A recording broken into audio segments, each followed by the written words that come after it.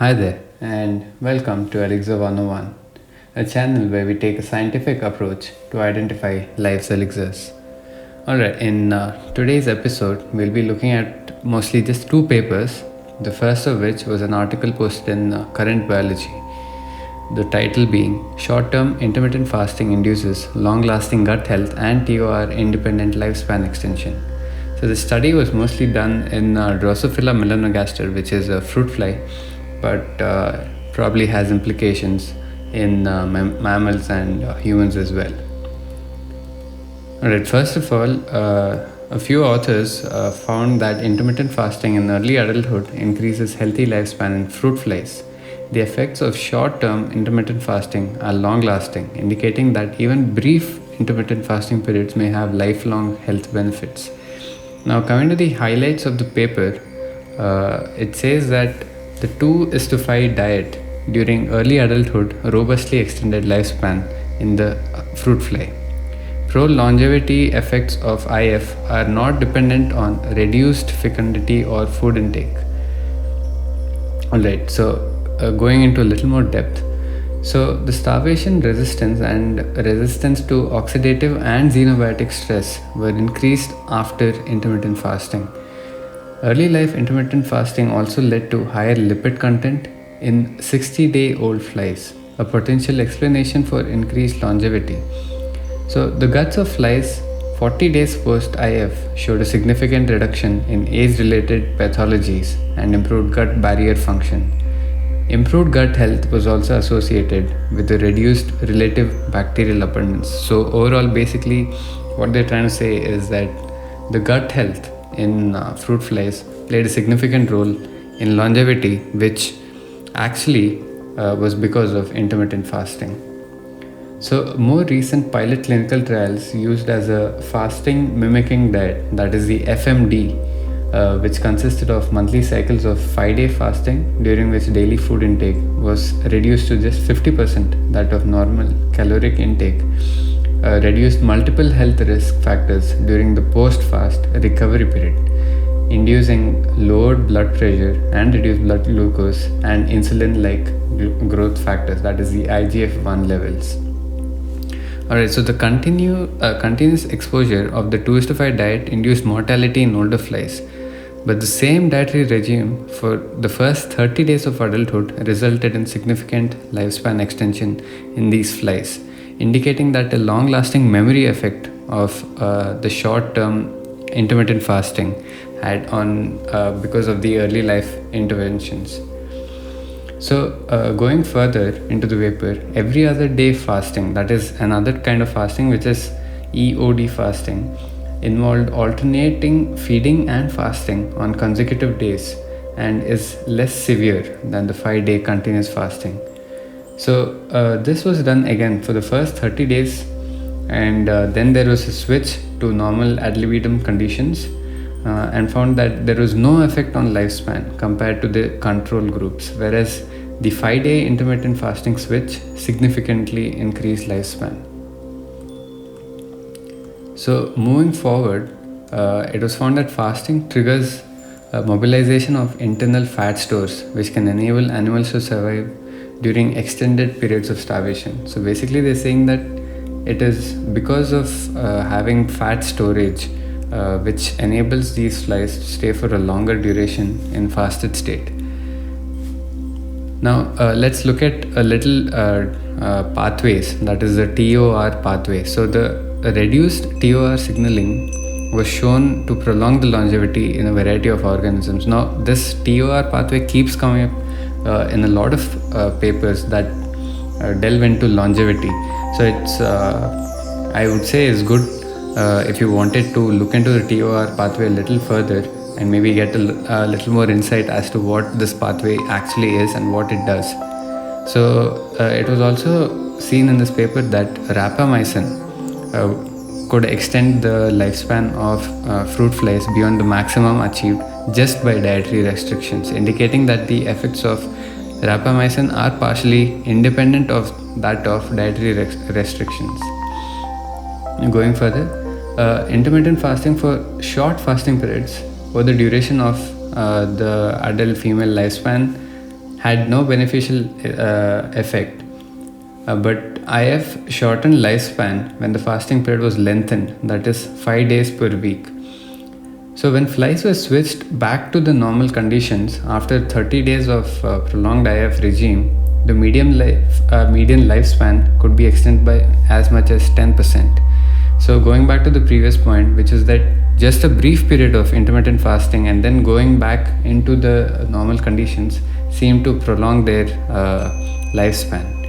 So also it is seen that they would not recommend a 2:5 diet, that is cycles of 5 consecutive days of water only fasting per week in humans. So basically they're saying that this is a study done in fruit flies, and please do not replicate this, since we are all humans and not flies.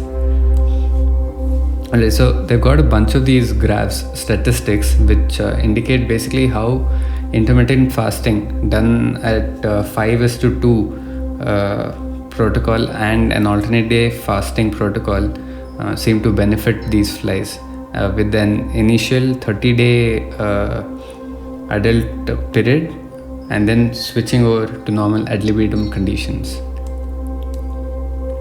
The same thing here, it's just used in different strains of these fruit flies rather than just the female flies that was used in the previous one. Now, a bunch of these illustrations depict the gut health that is seen in these fruit flies. An interesting read would be to read about the Smurf and non-Smurf flies, which basically shows that when a certain dye is injected into the digestive tract of these flies, if there is a good gut health maintained, it does not allow the dye to go into the entirety of the body. Now, if you see the Smurf flies, with age it is seen that there is not much basically gut health, whereas if you see the non-Smurf flies which were treated to intermittent fasting, their gut health seems to be much better, and there is a lot more restriction with respect to what is being passed into the body from the gut. Alright, so now let's move on to the next paper. This is basically again about intermittent fasting. So this one is intermittent fasting for obesity and related disorders, that is unveiling myths, facts and presumptions. Now this paper is quite detailed, and because it's a review paper, the whole paper is worth having a read. So but here I'll be just giving a brief about what I found was really interesting in the paper. And starting off, this review aims to give a perspective of the evidence regarding intermittent fasting in humans, especially in the setting of a metabolic disease. Now, complete alternate day fasting, which is ADF, involves alternate days containing no energy food with eating ad libitum days. So basically I'm just going over a few terminologies that you might need to know before getting into the paper. Then there is the modified alternate day fasting, that is MADF. It differentiates, it's a different variant of the alternate day fasting, the most popular of which is the 5:2 intermittent fasting, where you have 5 days per week of normal feeding and then 2 days of complete restrictive feeding, or 25% of the daily necessity on the remaining 2 days. Then there is the most popular one, which is time restricted feeding. So it allows normal food intake during specific times, that is few hours of the day, and then the remaining time is prolonged duration where you do not consume anything. Another variation is restricting intake throughout the night following the circadian rhythm.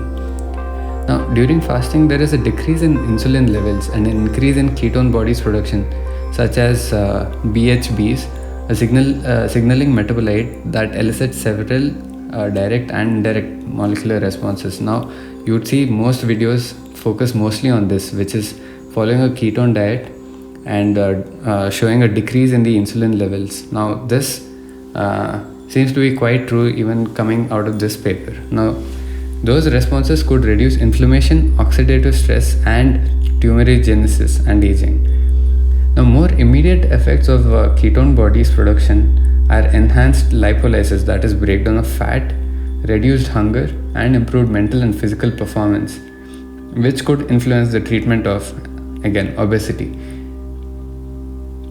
Now ketogenesis could increase the AMPK and sirtuin gene expression. Now, sirtuin is one gene expression which is known to be seen in papers that involve topics around longevity. So, it is most of the time stated that improvement in signaling of the sirtuin gene is directly responsible for enhancing the longevity in human beings. So this also, as you can see, increases the mitochondrial biogenesis and autophagy and reduce the sympathetic tone. Now, autophagy again is the consumption of breakdown products that are found within a cell, basically cleaning up of all the cell debris within the system. Now, the standard human pattern of 3 big meals a day plus snacking could be maladaptive, maintaining humans in a constant anabolic postprandial state of increased insulin levels and no ketone bodies production, which is quite deleterious to human beings, contrary to popular belief and how these exercise systems and diets work. Now, fewer studies exist which complete alternate day fasting. A recent one in non-obese subjects showed that 4 weeks of alternate day fasting (ADF) led to a body weight reduction of 4.5% and an improvement in several cardiometabolic parameters, reduced visceral fat, that is fat surrounding organs, increased PUFAs, and reduced T3 levels. These results are similar to several models of caloric restriction and intermittent fasting in animals. Now, a few other scientists performed trials in which individuals who had a mean eating interval of around 15 hours per day and reduced it to a mean of 10.78 hours for 12 weeks. Now, the individual's baseline status was used as a control, and the results showed a mean of around 3.3 kgs of weight loss and a decreased fat mass, LDL cholesterol and non-HDL cholesterol, blood pressure, and alterations of other metabolic factors. Alright, so now let's move on to something a little more interesting, which is relationship of the sleep or circadian rhythm with the diet. Now, restricted calorie diets or RCTs performed 1 decade ago suggested that evening meals were associated with reduced fat mass, reduced HDL cholesterol, increased LDL cholesterol, increased blood pressure, and increased fasting glucose. Also, late dinners was associated with higher glucose, triglycerides, peak delay, and reduced fatty acids oxidation, which could contribute to metabolic disturbances in the long term. So what this basically means is that they're trying to say that having an early meal during the day is much better for you than having a later one, just because of the way that the human body adapts to a circadian rhythm. Now, the paper poses a bunch of interesting questions that I think is worth looking into. Some of which are such as does time restricted feeding during the morning, afternoon, or evening have different metabolic effects? Now, why they're asking this is because there's not enough studies that show explicitly how the duration or the time at which a meal is consumed really affects metabolism. Now, are there weight loss independent effects of intermittent fasting on the cardiovascular risk markers and insulin resistance? Again, there's not enough large-scale studies being done. Now, can fasting mimicking diets reduce aging or chronic disease? Again, so all these questions and the rationale behind them are right here on the table. It's really worth going through them. Maybe something like food for thought for you guys. Now, again, there's popular claims and pros and against to the intermittent fasting regimes. Now, the popular positive claims are that increased weight loss compared to isocaloric diets, that is lower insulin and ketogenesis, would increase energy expenditure. So these are all positivities of the intermittent fasting regimes. Now, there's a bunch of evidence and supporting documents that they've given. I'll just go over the positivities. Here now it says there's a reduced hunger compared to traditional daily caloric restrictions, improvement in insulin resistance independent of weight loss, improvement in glucose control in type 2 diabetes, and of course anti-aging and anti-inflammatory effects. Now, of course, with positivities also come the negative sides. So, moving to negative claims, some of the most popular negative claims are that intermittent fasting would actually lead to overeating on the feast days, and this could trigger eating disorders. Also, IF could reduce lean mass.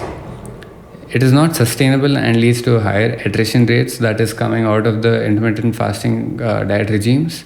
And IF could lead to side effects such as nutrition deficiency and lethargy. That's it for today's episode. Hope you guys enjoyed it. And if you did, please drop a like and, of course, subscribe to the channel. Thank you.